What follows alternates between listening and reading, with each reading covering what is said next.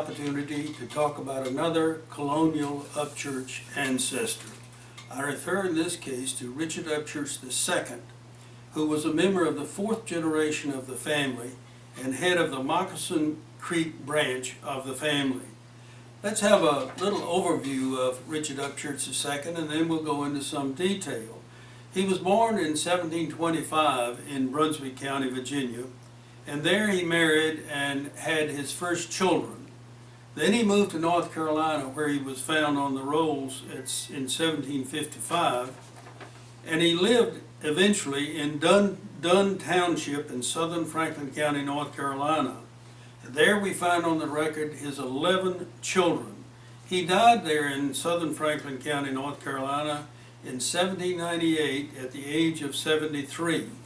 Let's take a look at our chart of colonial Upchurches and see how he fits into the family. Here you see the arrow which points to him being a member of the fourth generation of the family and one of 4 heads of branches of the family. You see below his list of 11 children, and you recognize that Richard II was the son of James I, the grandson of Richard I, and the great-grandson of Michael Upchurch I.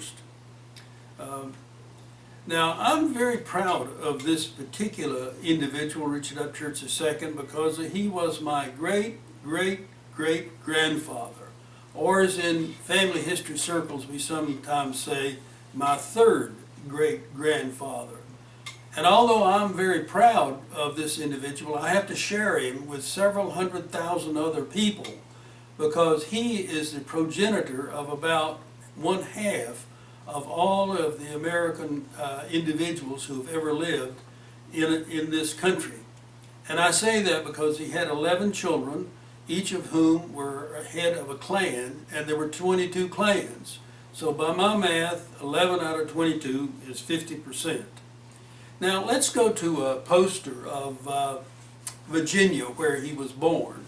And in this poster we have the highlighted area in southeastern Brunswick County, Virginia, that we have previously reported on as being an enclave of Upchurches. And I have great hopes that we will find out the specific location of lands there that belong to our different Upchurch ancestors, but we can be reasonably sure that Richard Upchurch II was actually born in this particular highlighted area in Brunswick County, Virginia, and married there, and his children began to appear there. Now, in order to get a better feel for this, let's look at what someone else has had to say when they tried to summarize the situation. And I refer in particular to our dear friend and person no longer with us, Etta Bell West, who wrote this charming little book about our ancestors. And she has a passage on Richard Upchurch II, which I will read briefly. And in this little book, she writes on page 27 that Richard Upchurch was probably the oldest son of James Upchurch. Now, according to Bell West, she speculates that when James died in 1765 without leaving any land to his son Richard Upchurch II, that he probably had already given him some land, and that's why he didn't mention him in his will.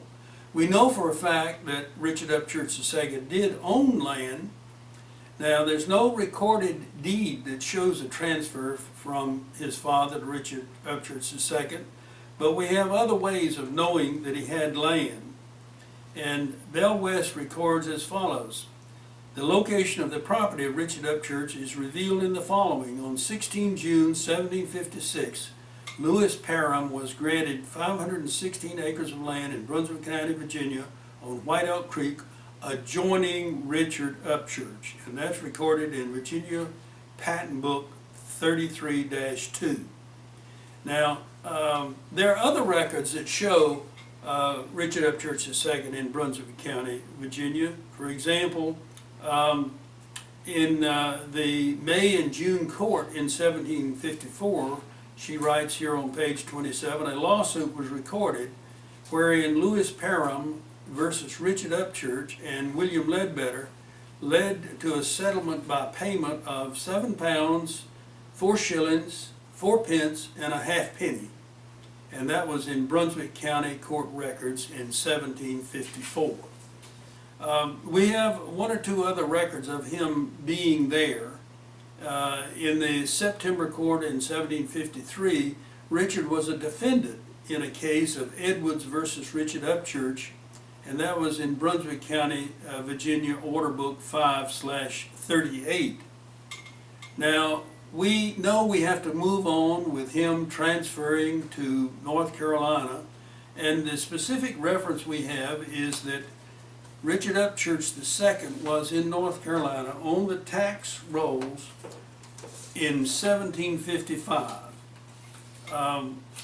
Now, let's give some thought to what things may have been like in North Carolina as Richard Upchurch II contemplated moving to North Carolina, which in fact will tell us what the general situation was as other members of our family moved from Brunswick County, Virginia to North Carolina.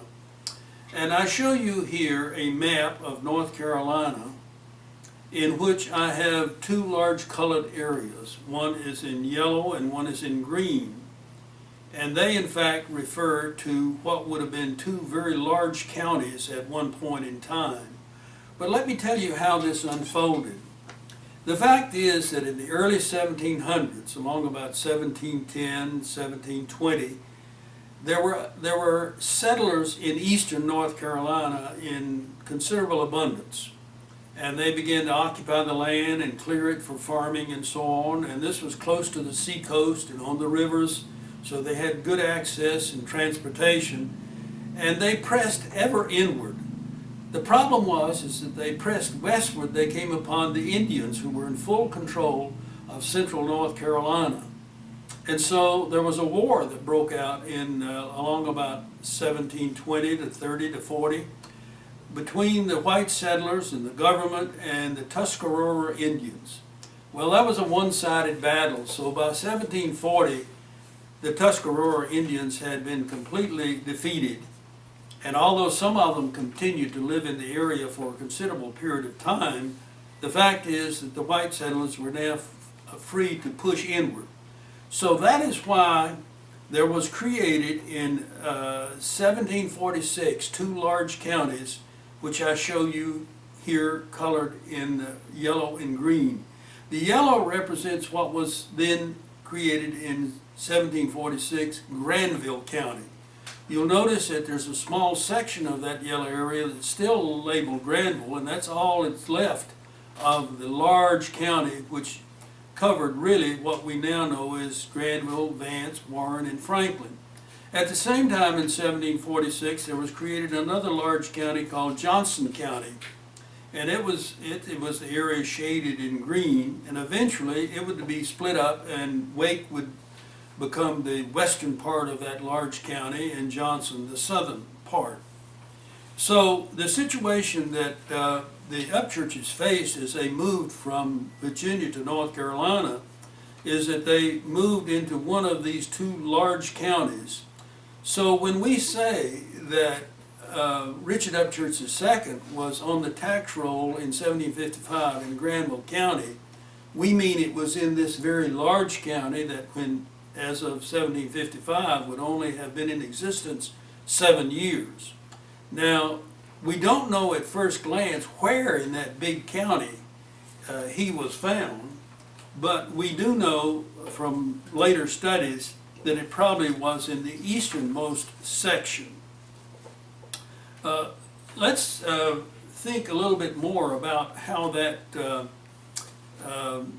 what location our ancestor Richard Upchurch II may have come to live in. You see the Franklin County there is the southernmost part of this large yellowed area, originally from Granville County. What happened is that along the way, the eastern part of this large area was split off into a county called Butte County. And we know from other records that it was in this eastern part that Richard Upchurch II had his land. Now that Butte County didn't exist for long before it was divided into two parts, with the northern part becoming Warren and the southern part becoming Franklin. And we suspect now, again, that Richard the land was falling into the southern part of that area. As a matter of fact, we know later on that he definitely was in the very southernmost tip of Franklin County. That is a broader story we will have to tell in order to give you a little better sense of how Franklin County came to be divided up in later times. I'd like to show you a map before we address the issue of exactly where Richard Upchurch II's land was, because we do have a few hints. This map I wish to now show you is of the townships in Franklin County as they existed as of 2008. So this is a modern map. And you see here there are 10 townships. I have colored the three most southern of these, namely Harris, Cypress Creek, and Dunn. Now Dunn Township, you see there in yellow, was really the eventual hotbed of Upchurch existence in Franklin County. They did spill over the line into Wake, which crossed Moccasin Creek, which divided Wake and Franklin County, then even as it does now.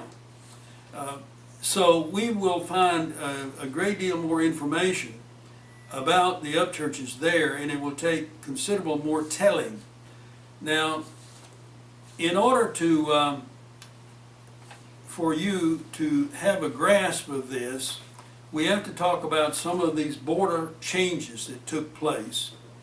But I'd like to explain to you before we go into that, perhaps in another video, how these counties happen to have the shape that they have, as you see here on the 2008 voting township record. Now, originally, these precincts and townships didn't look exactly this way. And I can tell you how it all came about.